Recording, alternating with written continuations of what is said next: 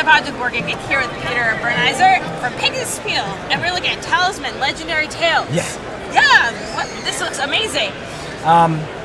Yeah, most people, it is, and I think most players know Talisman, the original board game. Or I've heard of it anyway. Games. Yeah, me too. I played it very often when I was younger, and I think nearly every fantasy player knows the original Talisman game by Games Workshop. And we are still very excited because this is the first new game based in the Talisman universe. We will produce and publish under license with Games Workshop. There will be more games to come. We will release next year the role-playing game for Talisman, and I hope the expandable card game as well at the Gen Con 2019. And there will be another game in 2020, and then we will see. Wow, that's a whole lineup right there. Yeah, it is. Wow, that will keep everybody busy. Because we are all Talisman fans at the company. We all played it when we were younger, so we are still very excited to have this here at our booth for the Gen Con. Yes, this is awesome. Yeah, and you know the original Talisman game, it's a game which took very long to play.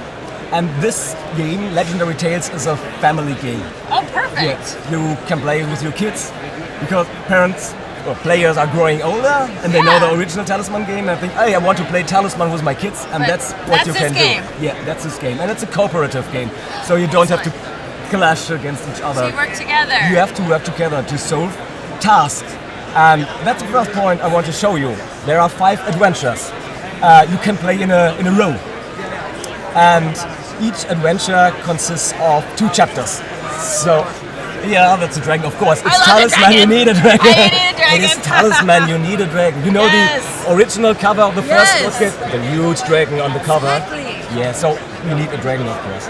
And the adventures consist of a time track that's shown here. So you have a time marker, and you can place it here, here, or here. It depends on the difficulty. So if you start here, it's very difficult to play because you have not that many time. Okay, you get less and less time as the more difficult. I see. When you solve the task of the first chapter, keep in mind where the time track is, because you will flip it over to the second chapter and you will start at the same location. So keep on hurrying in the first chapter, so you have time left. So if you end on 7, you start over on this side. And you start on 7, of course. You can do 7 there. And then you have till the end of here. Yes. That is brilliant. I love it. Yeah. And so we have a whole new scenario happening in this chapter. Yes, and for each adventure you have totally new encounter tokens. These are the encounter tokens. They are placed at the several locations on the board. And beneath there are hidden enemies. For example, here a Servant of Darkness. Or some things you need for solving the tasks. Tiny dragon. A tiny dragon, yeah. The task could be... you might find a treasure chest? Treasure chest, yeah, it is. Oh, that's a different one. That's a different one. That's from another adventure. For the first adventure we need the blue ones. The blue ones for the first adventure. Yeah, and I see. Red ones for other adventures, so new tasks, new enemies. Different, everything changes depending on the adventure you go on. Yes. That is very cool. The first adventure is very easy to learn how it works, to learn the rules. You have to find some herbs because the fairies are cursed. And there's a friendly alchemist who can brew something to release the fairies from their curse. So you have to travel around and find the herbs, and then he can make the potion, and then you can rescue the fairies. That's the first adventure. That is awesome. Yeah. This art is just breathtaking, beautiful. Right here. And what do you do? What do you do? Of course, the first thing is you have to choose a character. So I like red. Red, you're a warrior. Okay, and choose a prophet. A mighty prophet. Yeah, he's wise and all the things. Of course, and all the things. And all the things. He knows many things. And you choose your back, your character back, because that's what you need for fighting. Where's my one?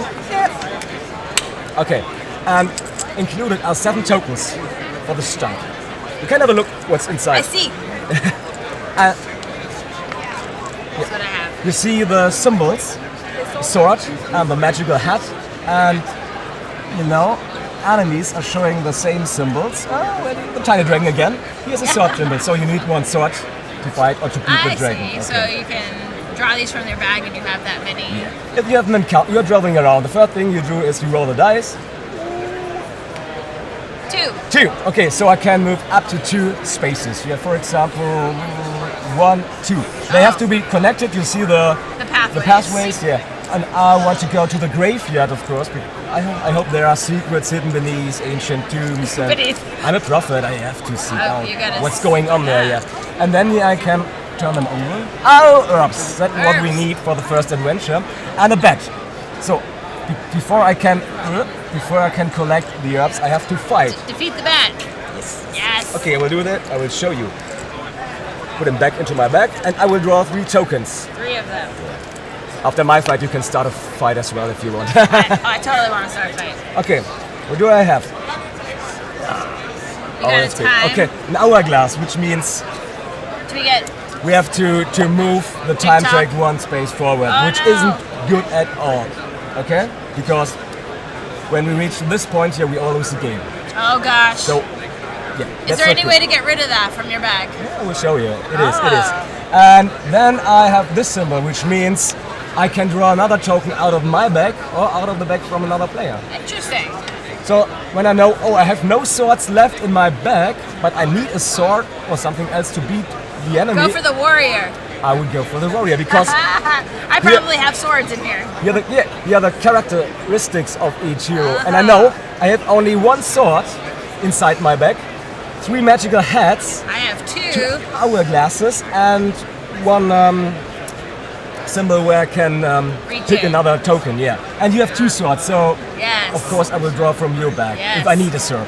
So, but I have a sword which is not enough to beat the bat, because for beating the bat you need a wizard hat. A wizard hat, So I can try, for example, to reach in.